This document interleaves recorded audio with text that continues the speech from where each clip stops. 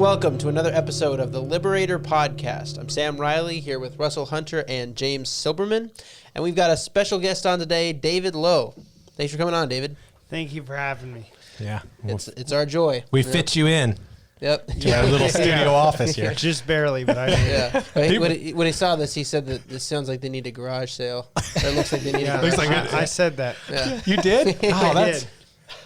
But then he said he looked closer. But then he's like, oh, but no, it's art. Okay. Yeah. Yeah, well, we haven't knocked anything over. We're all fitting here, and we're all happy to be filming. Mm-hmm. Yeah. Yep. So we are very excited to have you on. You are abolitionist David Lowe, running for House District 91 in Texas, which we'll get to later on. Why 91 in particular is very, very important. Wait a second, Texas?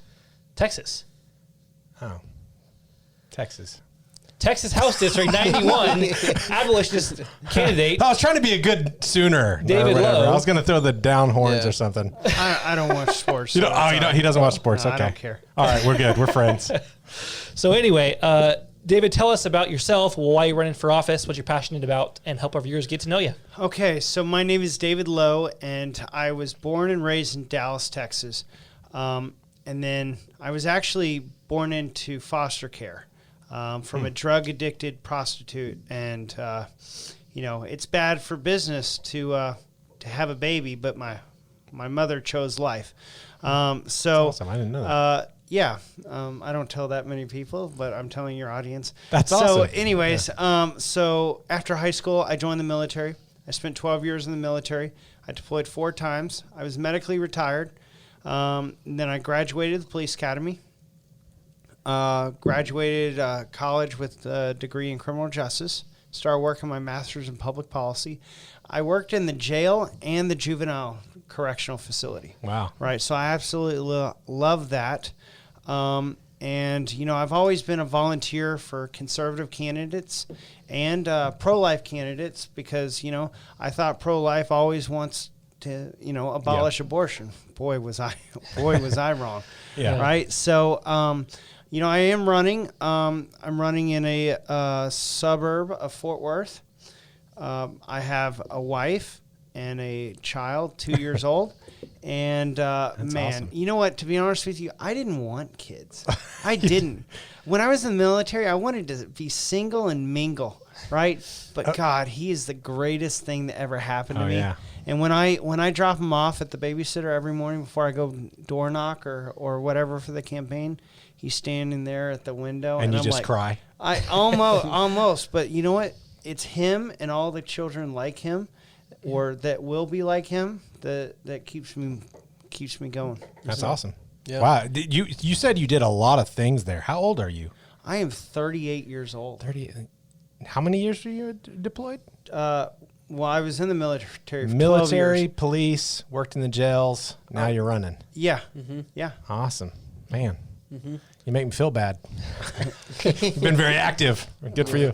So you're relatively new to the abolitionist movement. Just tell our listeners how you got involved and, what got you convicted about it. So I thought everybody was I thought everybody in the pro-life movement wanted to abolish abortion, right? I mean, isn't that the end goal? You don't try to hit singles, you try to hit home runs. And so interestingly, I didn't really know about the abolitionist movement until I started deciding to run for office or doing my research. Interesting. And in Texas, House Bill 3326 was a Republican Party of Texas legislative priority, Yep. right? And I was like, well, let me look up and see who killed that bill, right? Because why didn't it pass? It's an abortion. It's an anti-abortion bill, right? And it was my opponent. Like, and so your representative. yeah, Yeah. my representative. Yeah, you're like, oh, right? my representative You know killed what? the bill to abolish. Not only is that a good reason to run against her, that makes me upset that as a Republican voter that my own state representative would kill one of our own bills. So I actually called Texas Right to Life, and I'm about to call somebody out if you don't mind. Do it. So That's what we do here. That's the Liberator podcast. so all right, Harshest truth. Make it harsh. Okay, so when I was doing my research, I was like, you know what? I'm going to call Texas Right to Life. Luke Bowen, okay? He's kind of high up in Texas Right to Life, and called him up, and I was like, hey, tell me about Stephanie Klick, right? He and I worked on a campaign together. We poll greeted for a candidate, and so I asked him, and I said, well, why didn't she support HB 3326? Did you support it? Right? It might not be might not be your bill, but you know what? At the end of the day, it accomplishes something, right? Yeah. And or at least brings light to the whole thing. And he said, and I swear, he said, well, we actually think the incrementalist approach is better, right? Yep. And then I started thinking about it, and in Texas we had constitutional carry, right? Constitutional carry is, you can carry a firearm without a license, right? Because you don't need a license for your First Amendment. Why should you need one for your second, right? And the constitutional carry, they kept passing, or they kept killing the bill every year. And they finally passed it. And what do? They water it down, right? Yeah. So what happens? These organizations continue to fundraise. They continue to go back home. The candidates go back home and, hey, we almost got it completely done. I'll help you out. Just reelect me. Yeah. Give me campaign funds. We'll do it next time. Yeah, absolutely. Yeah. If you We go prefer the incrementalist ka-ching bills. Yeah. You go and buy a TV. You think you're buying the latest and greatest TV? No. Sony's got one way more advanced. They're eventually going to roll out because they want you to spend more of your money. This approach actually started with the light bulb. I don't know if you know that. But the incrementalist development of the light bulb? Yeah. So Edison was a genius at making money. So anyways, when I first started discovering abolitionism, right? I'm also going to put on blast some abolitionists here, right? I didn't quite understand the language and how it worked. And when I How dare you? And when I said, yeah, I'm pro-life, but I also support abolishing abortion. Oh my goodness! See, we try to draw a strong line here, and you just were you were the recipient of the opportunity that someone took. Was it me? I don't. Think I'm pretty sure it wasn't. Right? Whatever this person did to you on Facebook, where you said, "I'm pro-life, I therefore support abolition," I sent you a paragraph about how bad that is. I've done it to people, so go on. All right. Anyways, you know what? Honestly, but they educated me. Some people educated me. Some people blocked me, but it's okay. Boy. But Unblock him, whoever you are. Yeah. At the end of the day, I kept reading and doing my research, and it makes so much sense to the point where I told Pastor John Speed, I'm willing to stand on the House floor and vote no to any pro-life bill.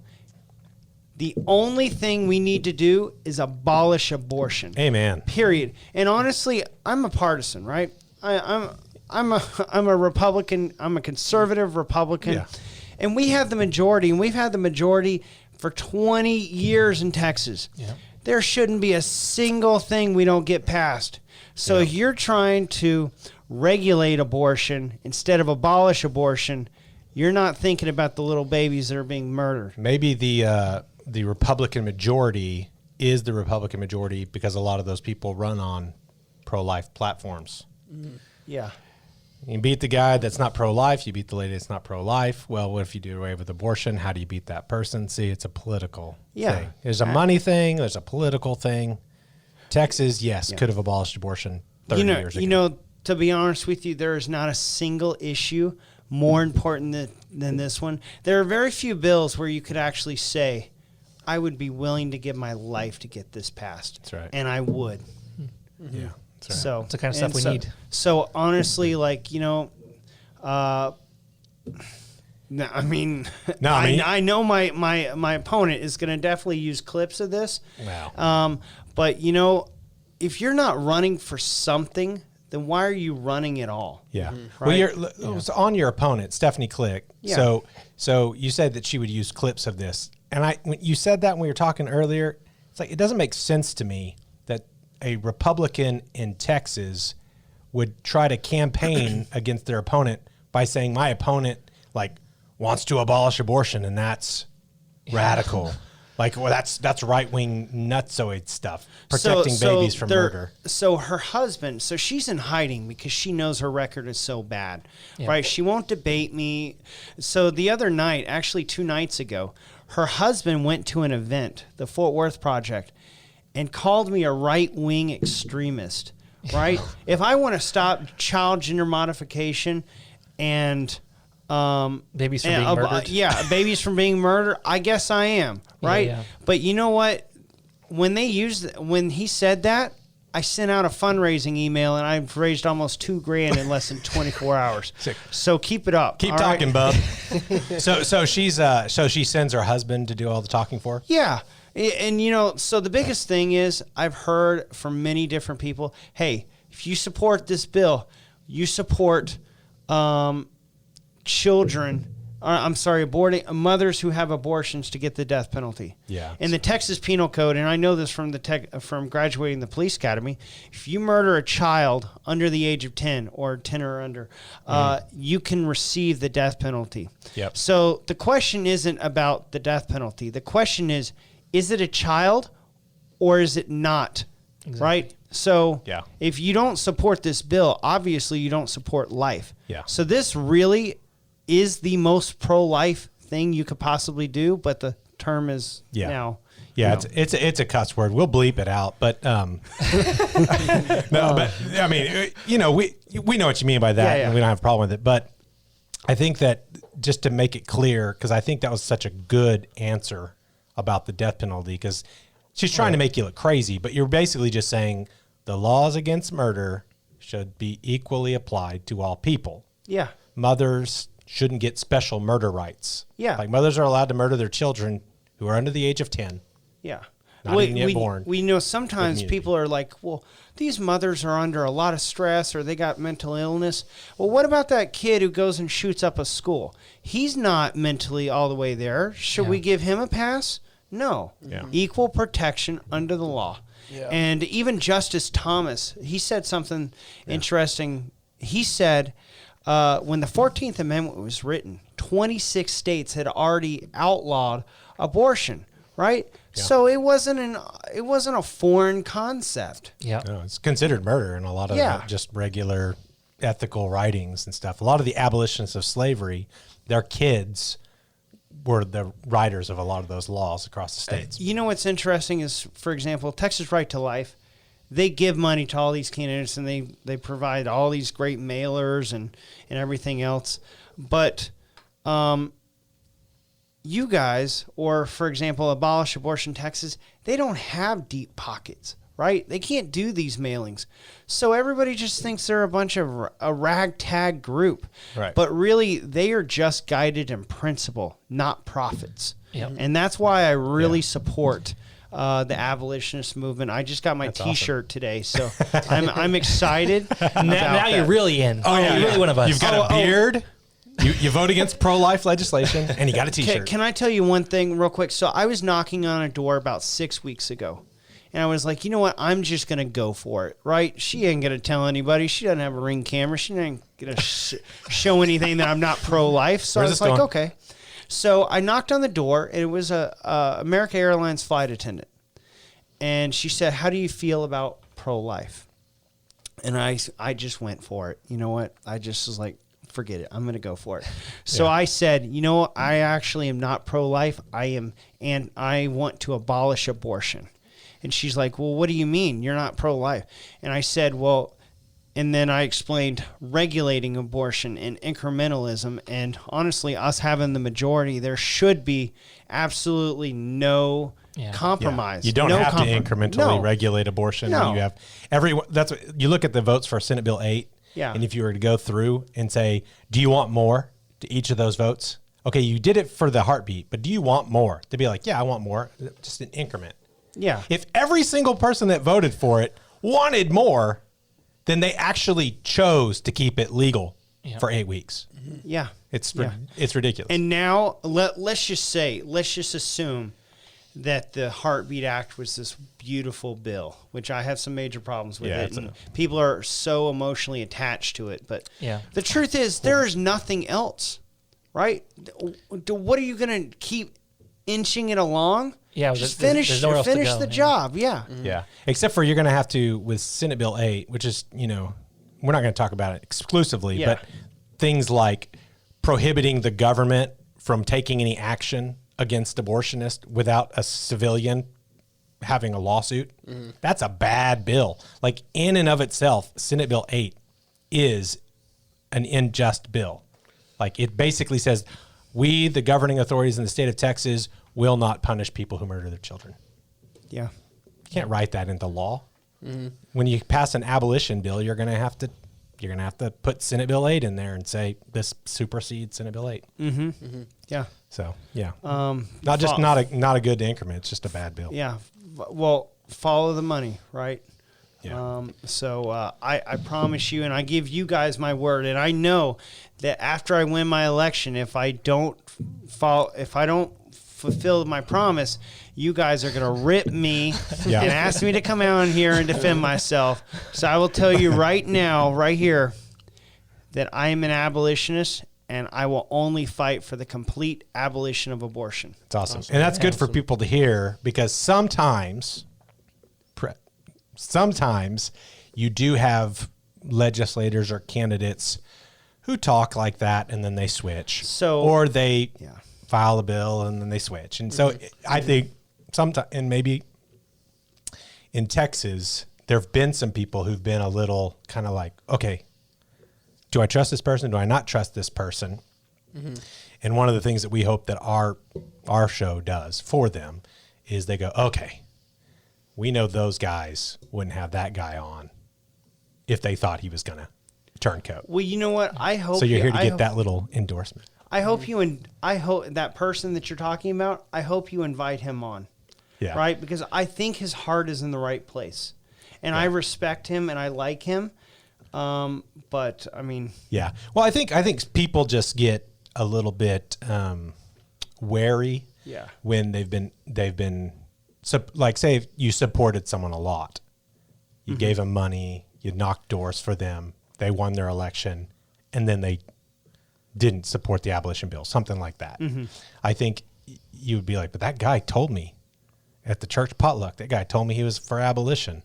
And then he voted along with Stephanie Klick to kill this thing. And so I think people can't be faulted when they get a little skeptical. So I think you're being clear, you're saying it, you're putting it out there. And you're darn right. If you switched it, I'd cartoon you.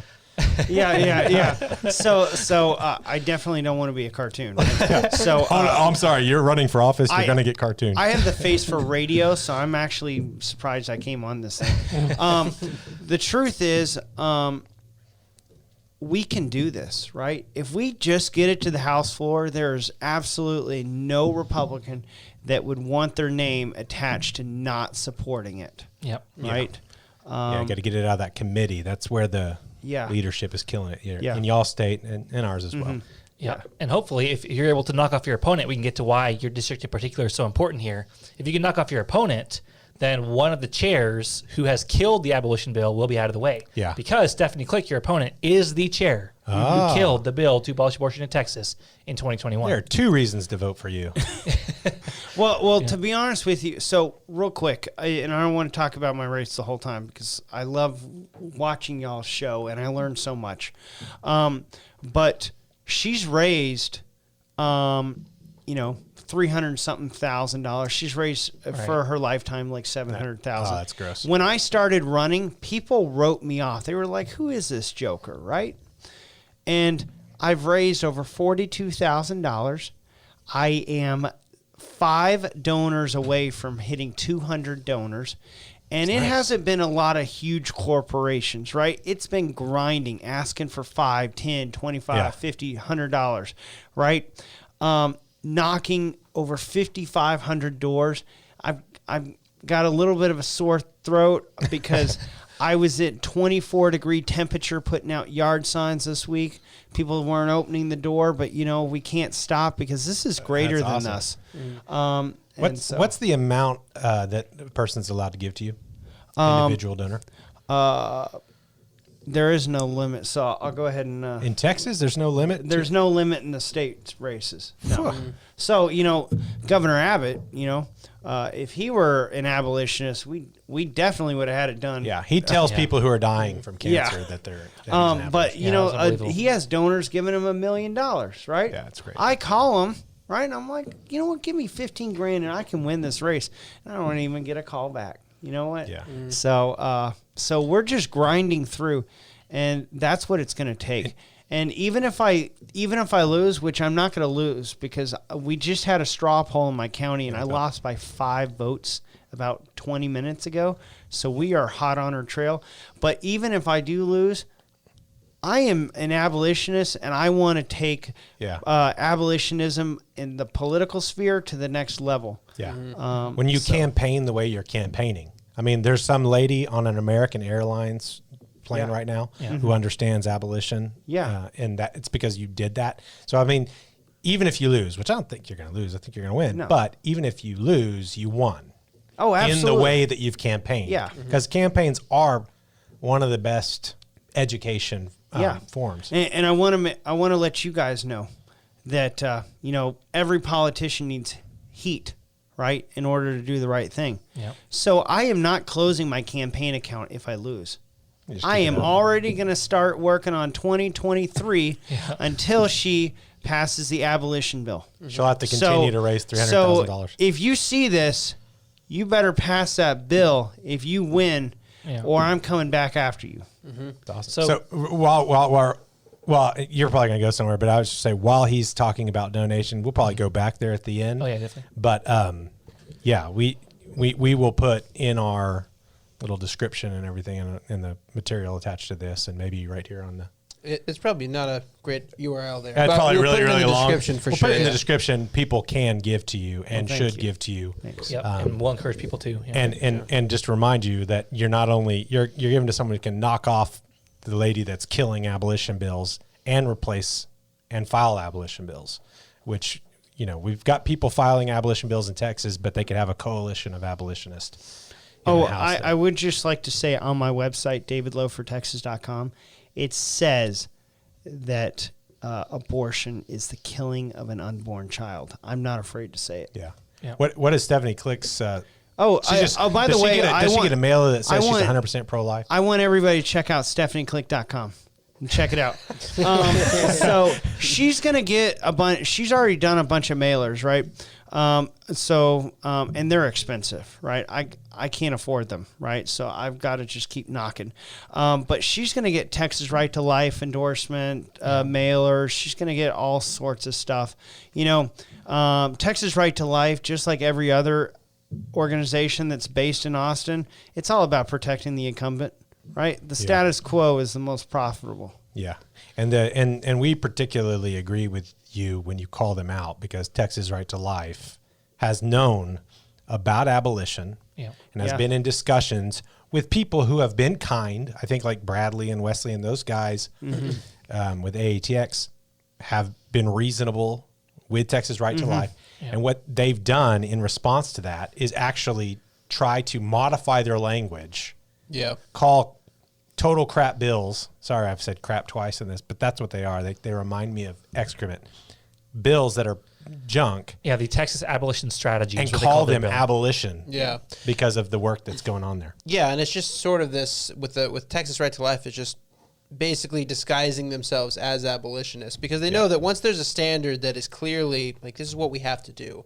Abolition is the righteous right thing to do. Yep. They have to pretend like they're on board with it because it's really unpopular to do otherwise. So that's why I think it's kind of insane that any candidate would run that's an actual abolitionist would run a campaign other than saying, I'm an abolitionist. This is what I'm going to do. I'm promising to abolish abortion immediately without exception or compromise, because it draws that line and it shows you're the serious candidate on this, unlike your opponent, Stephanie Klick, who kills abolition bills. Yeah, the fact that Right to Life is trying to steal our language shows there's something good about our language, and we shouldn't be trying to steal theirs. Theirs is inferior, and we know that because they're using our language because they know it's superior. And anyone out there who knows that we're trying to do this and then muddies it up, they're actually working against, they're helping it be not clear. Yeah. And I think the way that you answered the lady at the door is when someone says, okay, well, tell me what, are you pro-life? It doesn't take very much to be like, no, I'm not pro-life. They're going to be like, and they go, because I want to abolish abortion. It's murder. And then they're going to be like, oh, I like you. Yeah. It's very simple. But they have these beautiful mailers, this awesome website. Yeah. They have regional offices during campaign season. They are like, for example, there's another organization called Texas Values that endorsed my opponent, right? Wow, she killed the child gender modification bill and the abolish abortion bill. And, they're based out of Austin. Texas Values. Oh, that sounds really nice, but it's garbage. Yeah.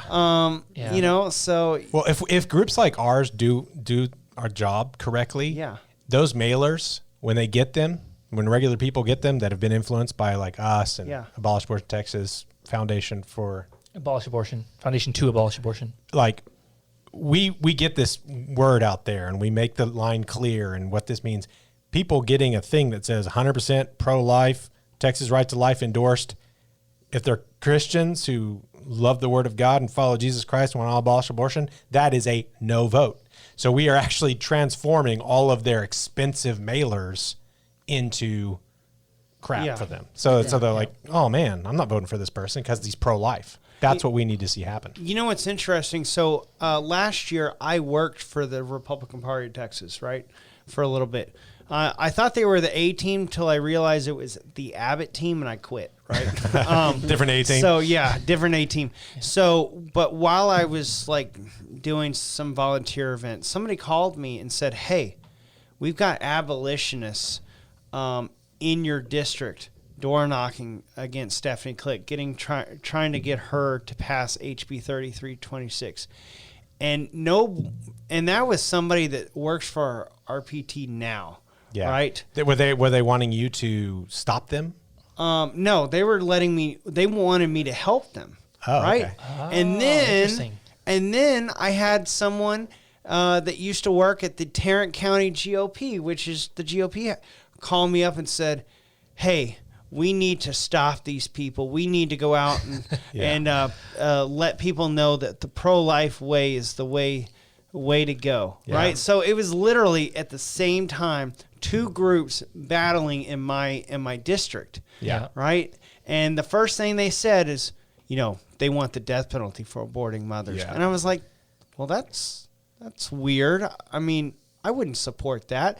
But then I learned more. Yeah. It has nothing to do with the death penalty. It's about protecting children, period. End of story. Yeah, they're trying to make you look callous and you're like the incompassionate. But I respect the abolitionists. So one of them drove all the way from Houston, 6 hours almost, just to do, because they want to do the right thing. They're guided by principle, not by profit. Yeah. Yeah, and on the equal protection, on the death penalty for mothers thing, there's, like you said, nothing about the death penalty, no mention of it in an abolition bill. What it says is preborn children are human beings, they're people, they get the equal protection of the law.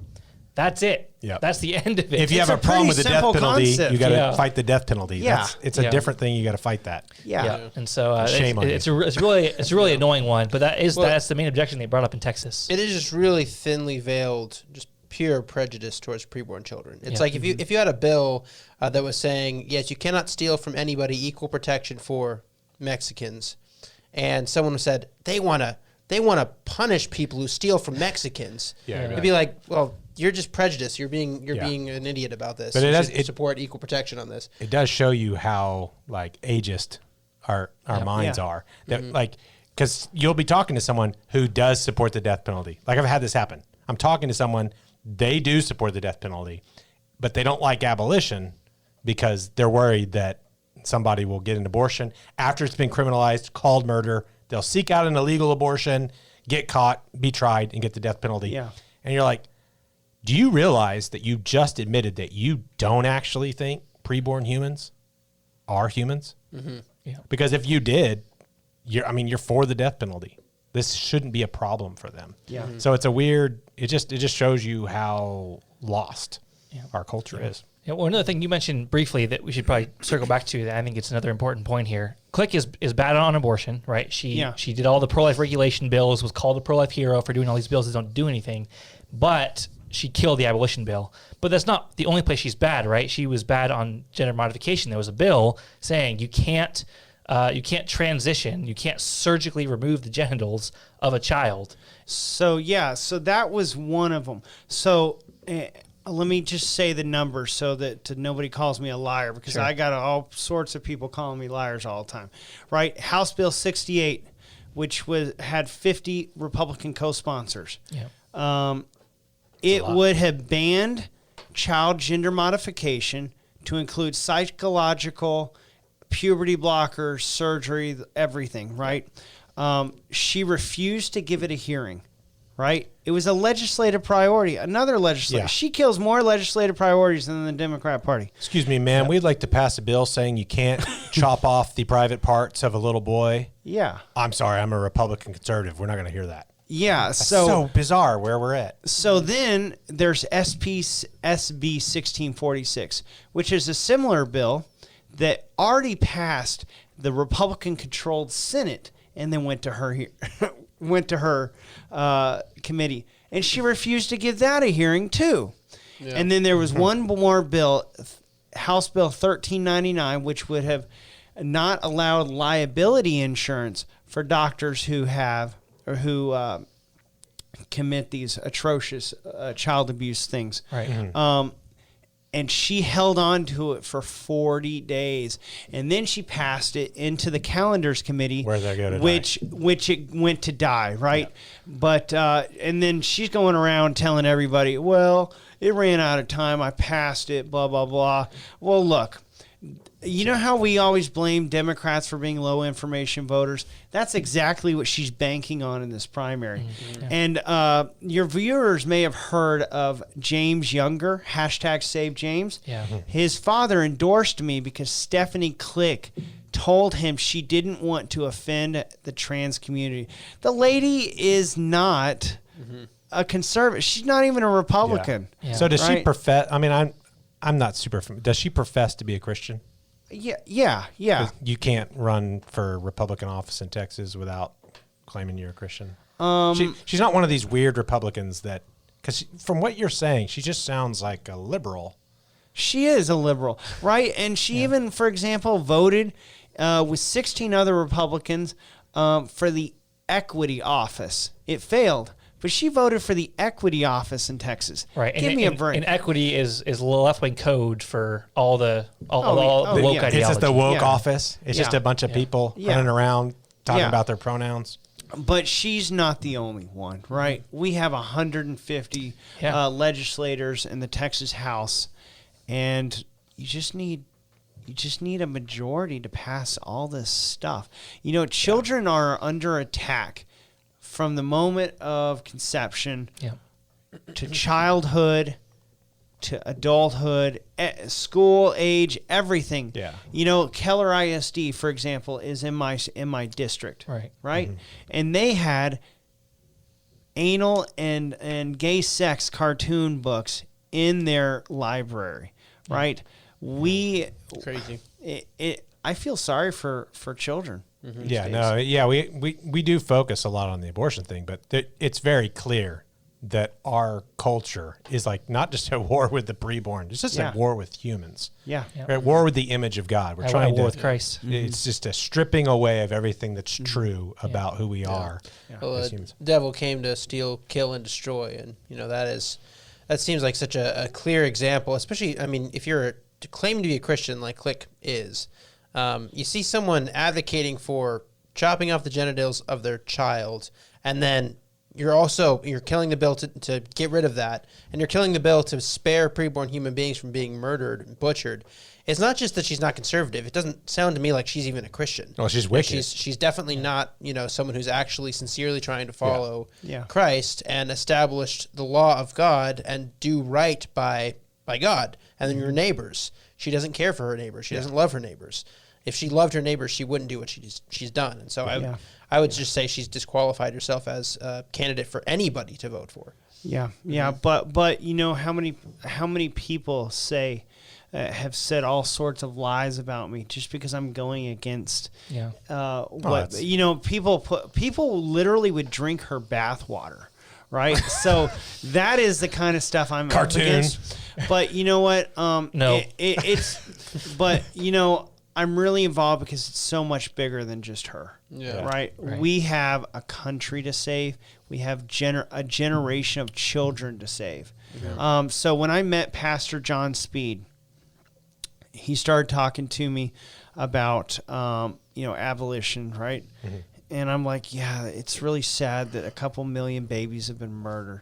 And he's like 62 million babies. And it's I'm like, probably actually, I'm like 75. I'm like, are you kidding me? I actually met with him a couple weeks ago, and I drove to the Ignore Roe billboard. I saw that, yeah. And I'm telling you, I just stared at it. It's beautiful, right? Yeah, see, I met you at the Abolish Abortion banquet thing. Oh, that's right. And just briefly, it was, I don't know, everyone was drinking wine and eating cheese, and you. I was just eating cheese. Stay away from that wine. But no, I met you there, and I was like, that's why I got your card. And I was always kind of like, well, you didn't talk very much. I was like, well, I'll wait and see. Like, I hope so. He's at this banquet. I like the AATX guys. I hope so. I hope this guy's good. And actually scrolling through Facebook, and I'm like, oh, who's this Yahoo standing in a field pointing at an epic billboard? I guess I will. I don't get to vote for you, but I can donate. That thing has gotten 50,000 views, and I ran it as a Facebook ad, and man, honestly, I'm starting to embrace the trolls, right? They do help you. They do. They make your stuff pass. So they're like, well, what about the woman's body? And I'm like, can you not do math? 1 + 1 is 2, right? And if they say there's not another body there, and you're like, well, then why do you need an abortion? Yeah. And I just want to give a quick shout out to the Sims family, right? Yeah. They are awesome. If you don't know who the Sims are, they are out there all the time at the clinics. Oh yeah. Praying and getting these women to save their babies, and he brought his entire. Is it David Sims? Yep. Yeah, David Sims. He brought his entire family. He's got like don't they have like the young abolitionist? There's like a. Mm-hmm. The next generation of abolitionists. Next generation of abolitionists. On Facebook. And it's like they're so active at the mills, but they also come to all like conferences and stuff. So I'm watching those kids grow up. Yeah. But yeah, we should have like a David Sims family award. Mm-hmm. Yeah. And we give it to them the first time, and then give it to other people that do that. Because I mean, he's got his whole family actively engaged. And, and not only in Texas, like he's helping your campaign, door knocking and phone calling and all that stuff. Right. When we need to hit the district of a committee chair or something, he's up here, dropping flyers in the district of the committee chair. Or he's going, even up to northern parts of Oklahoma. Mm-hmm. So yeah, the Sims family are awesome. So you guys, you're lucky to have them in your area. Oh yeah, I am. And he taught me a lot. His family has taught me a lot. Yeah. And I'm still learning. I'm just so grateful for this whole experience. There's so many great people. Yeah. Sometimes I think this is a grassroots campaign, not grassroots, because I'm out there all the time. Everybody likes to click like and share, but very few people actually want to get out there and do put in the work. When someone wants to do that, it's pretty easy. You've got plenty of stuff for them to do, and they just what's the best way to contact you? Facebook or is it? Honestly, Facebook. Yeah. So that's at David Lowe for Texas. Yeah, davidlowefortexas.com, and then my Facebook page. So I would like for all your listeners or viewers to go and at least make a comment or a like or a share or something, because when you build that engagement, it works the algorithm and then it helps my district. Yeah. So people should, like when you say like, man, don't just like and share. I always want to say, but do. Yeah. It is. Oh, yes. Liking and sharing is good. And Yes. and it's better to be annoying with that stuff because you're helping. Like somebody's like, I like and share everything from something that I want to see do well. But then, show up. I mean, because this guy can't do the mailers, so you can't knock on every door. No. So, and honestly, I just had an abolitionist from Pittsburgh reach out to me, and I'm going to set him up for phone banking tomorrow. Right? Awesome. I have 17,000 numbers to call. I was about to say 17. And what's interesting is my caller ID for that is set up with my domain name. So if people don't even pick up, they look at who called and it still says my domain name. So who called? And then also something else, two other things that I'm having people do now, and I really need help with. If you live in the area, is lit dropping. Just going and putting my door hanger on a door. You don't have to talk to anybody. Just let them know that I'm there. Yeah. And then last thing is, go to some of the busiest intersections in my district and just hold a sign and wave to people. Let them know that I exist. Stephanie Klick knows we're on her trail. She actually got endorsed by the governor this month. I'm hoping that he has a rally for her in my district. It would help right? you. Oh man, that's funny. that would be so much fun. And then the last thing is small dollar donations. Now, if you can afford $100,000, please pass it my way. Split that. If I had 100,000 right now, like her 300,000, I would have already won this race. But because of my hard work. But the truth is, $5 and $10 donations, they go a long way, because that shows the big donors I have support. Right. And I've got a couple of meetings lined up, and I want to be able to show them that I have easily surpassed the 200 donor mark, because everybody wrote me off at first, right? But because of myself and some great people that have helped me out, we can actually upset a tyrant. Yeah, that's awesome. So, yeah. So everyone should. I always forget how we have to say these things as we're a legislative lobbying organization, but I think everyone watching this just heard you pretty clear. It's like maybe someone sitting there, and I think this happens a lot. Someone sitting there and they're like, I mean, I could give the guy $30, but what's $30? Yeah. Well, if 200 people watching the show give you $30 ends up adding up. But it's that thing that people don't know about. Whenever you go talk to someone who likes you, likes your platform, but they're kind of like, no one likes to give to something that they don't think is going to win. So if they look and they go, oh, the guy's got 300 donors. Yeah. Oh, he's okay. That's a poll in and of itself. Yeah. And the recent poll that you did, you said while you were driving down, you lost by 5 So votes. there was a Tarrant County straw poll in my district. And so I wasn't going to go because it was $1,000 to show up, right? So you didn't show up, and you still only lost by 5 votes? I still only lost by 5 votes. So she knows I'm hot on her trail. Yeah. And, it's interesting you talk about $30, right? $30 gets me 300 views of a Facebook ad, right? And, those are what really is making a difference. Or email lists, if you have email lists, or just honestly, everybody can contribute some way, somehow. Yeah. And I would like to point out, if I beat Stephanie Klick, and I will fight fiercely to get this abolition bill passed. What's next? Louisiana, Oklahoma, everybody just needs a leader, right? So this could save more than just the babies in Texas.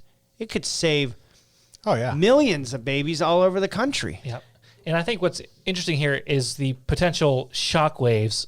Committee chairs don't lose often. People who are the chair of a committee are very close to the Speaker of the House, and they get a lot of donations because any organization who wants a bill passed needs the committee chair to do it. And so people Yeah. Huge corporations donate lots to committee chairs. And so they're very, very wealthy. Committee chairs don't lose races very, very often. But I was talking to Bradley the other day. She is polling, as you talked about with the Tarrant County poll, and even the whole district, she's polling really, really poorly. Yeah. Don't say those numbers. Yeah. Online, all right? Right. But yeah. Yeah, and so I think you have a good chance to win. You're a solid abolitionist, and it would just be a huge win to knock off the committee chair who killed the bill. And so I think this is a very important race. We wouldn't have you on if we didn't think you weren't solid, and if we didn't think this was a very important race that is well worth people supporting if they're in your area, or supporting financially if they're not in your area. And we know there's a lot of listeners in Texas. Interesting statistic here. Yeah. We have more listeners in Texas than probably Than all in- the than other in countries state. that were being listened to in. Texas More is than the country. the Czech Republic, probably. We have a lot in the Czech Republic, so thanks for checking Czech in. Republic loves us. Yeah. Anyways, we've got a lot of listeners in Texas. So I don't know if you saw a Fox News poll. I saw it today when I stopped on my way, and it said 63% nationwide want to overturn Roe, right? Yeah. You always got to wonder how they're asking that question. But Texas is so much different than the rest of the country. Yeah. The people that want to overturn Roe has got to be significantly higher. Yeah. So In Texas, I do want to say, like, because we work a lot in Oklahoma. Like, we've helped with bills in Texas, and, we certainly tell people about them and all that. But we're focused a lot in Oklahoma. And I kind of joke, but I actually kind of mean this. There's like a Red River rivalry thing between Oklahoma and Texas. Part of the reason I think provoking and spending a lot of time getting Oklahoma to move the bill is to get Texas. Now, if Oklahoma does it, I don't know if the nation follows Oklahoma. I mean, some states will. Yeah. Texas does it. Like Texas fronts, come and take it, Texas. We're going to secede, Texas. All that kind of talk in Texas. Texas, not that we're advocating for secession by our bills at all. Yeah, we're not. Yeah. I'm just saying, Texas has a lot of people who think that they're gonna stand up to the federal tyrant and all that kind of stuff. If Texas criminalized abortion, they would not only be leading the nation in doing that, because I think it would free it up for a lot of states, but they'd also be like repenting of the thing that they actually brought into existence. It was Texas, and you're inconsistent. It's not you, but it's Texas The state of Texas. and the laws that wouldn't criminalize abortion for mothers prior to Roe, which got us Roe in the first Immunity. place. Yeah, we gave mothers immunity. Yeah, so it's like it was the problem in the pre-Roe laws of Texas, which got the Supreme Court going for abortion on demand. It's so like Texas. It would be a beautiful, like if you're going to write a story. Having Texas be the first state that abolishes abortion would be the way to write that story. Yeah. So it's interesting that Texas is such a diverse state, yet so many people support abolishing abortion. Yeah. You know what? There's the occasional Republican that's pro-choice, but they're not really Republican.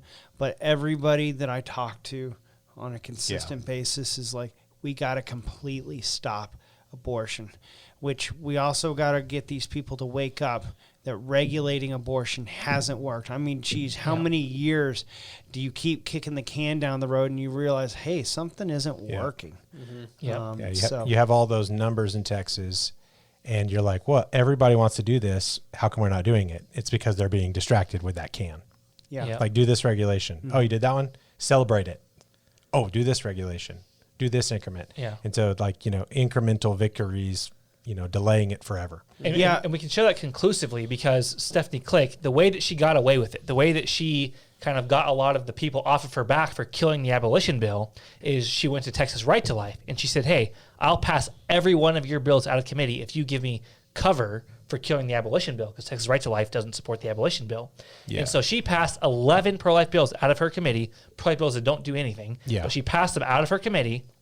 In Texas Right to Life, after Abolish Abortion Texas and us and abolitionists everywhere got mad at Stephanie Klick, Texas Right to Life releases an article saying Stephanie Klick, pro-life hero, passes the most pro-life bills we've ever seen or whatever. It's those pro-life bills that help people get away with not abolishing abortion. Yeah, get it's away how it with goes. murder. Right. It's how, exactly. And people don't understand that, and I don't think we should take credit for it, but like pro-life bills are like passing in spades now Because of us. Because of us. Yeah. So if you like your pro-life bills, which they don't do anything, but if you like those, well, you're welcome. Yeah. Because those are being passed because they've got to like try to prove that they How are pro-life they are. pro-life. So I mean, it's sick. I mean, our governor just had he signed 6 pro-life bills. 9. 9 in 1 year. But they did like a special signing ceremony. Oh, yeah. 3 special signing And they're like, ceremonies. we should do that again. We're still not getting love. It's all about the headline, because they have to be able to spin it and to say, we did all of these bills, instead of, the headline can't be, we killed the abolition bill this year. Yeah. Because that's such a bad look. It is the And headline so, now. yeah. And so I think that's why you guys like the Texas Right to Life using abolitionist language to sort of cover all of their dealings, because they don't want people to pay too close attention to what's happening with the actual abolition bills. And, But we haven't even talked about Texas Alliance for Life, right? So, so Pastor John Speed talked to me once about. Correct me if I'm wrong. There was a bill that you got to kill the baby before you hack it apart, or something like that. Sounds like a solid Yeah, pro-life. Like, give me a break. The Born Alive Infant Protection Act. Yeah. That's the kind of garbage that these poor little ladies sending their $15 and $20 a month Have no are idea. supporting, and they have no idea they're passing that trash. Yeah. Alliance for Life, They're even worse. Yeah. they're Oh, worse yeah. than Texas Right to Life, but they believe that actually abortions, like the right to abortion is like the law of gravity. Yeah. Yeah, it's a real quote, and I use that quote all the time, and I'll keep using it until Joe Poyman recants and repents of that. But Joe Poyman, the director of Texas Alliance for Life, told the Houston Chronicle, explaining I don't support the abolition bill because defying the Supreme Court would be like trying to defy the law of gravity.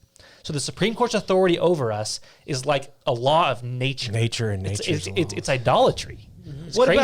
about the Fugitive Slave Act? Because Yeah. Bradley Pierce told me about that. Because Yeah. I had some real legal questions about it at first, but they make constitutional opinions, right? They don't Right. make law. Yeah. But they regulate from the bench, and we got to put a stop to that. So, in the jail I worked, and sometimes the new inmates, the young kids, would get picked on, right? I really like the way you go from SCOTUS to inmates. Oh, sorry. It's good. so- I see so- the connection. So sometimes you got to punch another inmate in the mouth, right? Sometimes you got to punch the SCOTUS in the mouth and just do what the right thing is, right?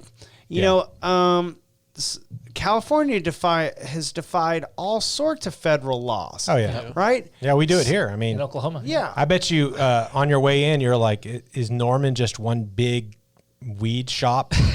Just like we just marijuana everywhere. And every one of those transactions is nullifying Yeah. the Supreme Court, Yeah. ruling against states allowing. Yeah, to so if we dispense can marijuana. do that, then we can do it to protect life. Yeah. Yeah. And you know what I would love for you guys to do? You probably have to write a certified letter, but I would love to know how every one of the Texas governors feel, or gubernatorial candidates feel about the abolition bill, because I recently heard about Alan West. Yeah, same. And I also have talked to Don Huffines. Yeah. Which I like a lot. I like Alan West too, but I just want to know how they feel about the abolition bill. Yeah. Because I actually haven't picked a candidate for my gubernatorial race yet, except I am not voting for Governor Abbott. Yeah. So I know. Alan West is Yeah, you got it. Well, he apparently he believes that it's okay to have abortion in the case of rape. So he's not even not even a pro-life. how do you prove that? Well, He said it recently. Yeah. I mean, Yeah. how do you prove rape or Oh, yeah. incest? Or I mean, Yeah, people don't know whenever you write that exception in, which actually I think another thing the abolition movement has done has removed that. You're seeing it less in pro-life bills. Yeah. Like a lot of pro-life bills won't even have you can murder children because they're conceived in rape. People are getting their minds right on that. But I think that, he did come out and basically say this.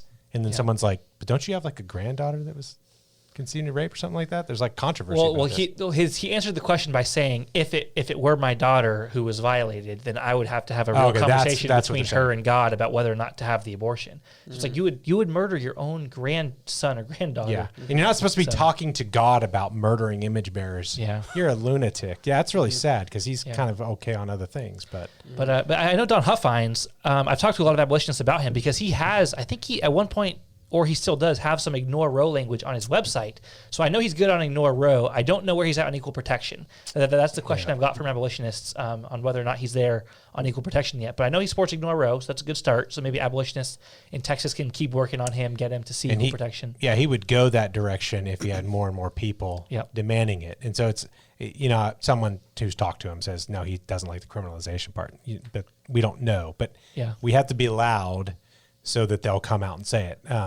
There should be someone running. Now, I know that like in the lieutenant governor race, you have like Todd Bullis running on an abolition platform. That at least makes it a conversation. Yeah, possibly. So if someone could run for governor, even if they're not going to win, they got to get that conversation going. And what's interesting, the conversation is changing in Texas because Bradley sent me a YouTube video the other day. It was Texas... I think it's like the True Texas Project, I think was the organization. Yeah. Correct me if I'm wrong. But they did a candidate forum with Dan Prather and Don Huffines and Alan West. Chad Prather, yes, I'm sorry. And that question was asked, do you support the total abolition of abortion? So that question is being asked by not even an abolitionist, a group I'd never heard of, who's not, as far as I know, abolitionist, but they're asking the candidates, what's your position on abolition? Yeah. That's because the abolitionists in Texas have done a really good job forcing this into the conversation. Yep. So And we're seeing it change. It's one of the things I love about Bradley so much, that he uses the A word. He understands why you would use it. And I was there, man, when was that? It was like 2000. I don't know. I went to the Republican thing. I was born in Texas, I was born in Denton, so I was allowed. But I went to the Republican convention thing in 2017, I think. Gave people the pamphlets and told them the first time they were getting that on there. But that sort of thing, like getting the Republican Party to switch their official platform to abolitionism, and then people going like, yeah, of course, this is what it just opened people's mind. Yep. And then in the little debate and discussion things, you have people going to the podium from like Texas Right to Life, like throwing shade on abolition as a plank or a platform or a priority. Yeah. We can't ignore Roe. It's impossible. Totally exposes the problem. You know what though? Bradley is a lawyer, right? It's not like some. I'd say he was perfect. So some dude, he's not just some opinionated person, right? That's an abolitionist. Yeah. He has the legal background to back it up. He even submitted that thing to the Supreme Court, right? Mm-hmm. Yeah, and that was a really cool thing that he did that. Great. But like, I refer to him a lot, and after I win on March 1st, I'm going to sit down with him. We're going to go over all the legal stuff. Yeah. Because I know even after we pass HB 3326 or whatever the number is next, there will be all sorts of smoke and everything coming out from it. This is a long. Well, we got to get. All we got to do is get it passed, right? That is the first step. Yep. And then also we need a strong Texas Attorney General to back it up. One step at a time. Yeah, I'm trying to say this more often, but we focus a lot on bills. But the reason we focus on bills is because we're actually trying to pass the ideas of those bills. You pass that idea and the culture, you're going to get the bill. Yeah. If you pass the bill without the idea and the culture, you're not going to get enforcement of it. Yeah. And if you have a governor who feels like, no, this is what the people in my state want, they're going to stand up. So it all works together. Yeah. And so that's why I'm saying, like, even when people run and lose, they win. Mm-hmm. But if you run and you think, I'm going to like downplay the abolition or whatever so I can win, and you lose, then you lose and you lose. Yeah. Because you didn't help it. So I think you're doing good things, man. Mm-hmm. Yeah. Well, thanks. Thank you for having me on. It's been an experience. It's been a big learning curve. But we are on the right path, right? And we got to give all the glory to God. But, there are some significant things that have happened in the campaign over the past year. and actually over the past several years of my life that have led to this moment, and I'm extremely grateful. And so I want to save some babies. Yeah. Thanks for being obedient. Yeah, thanks for coming on. And this has been another episode of the Liberator podcast, where we're committed to being as harsh as truth and as uncompromising as justice. We'll see you next week.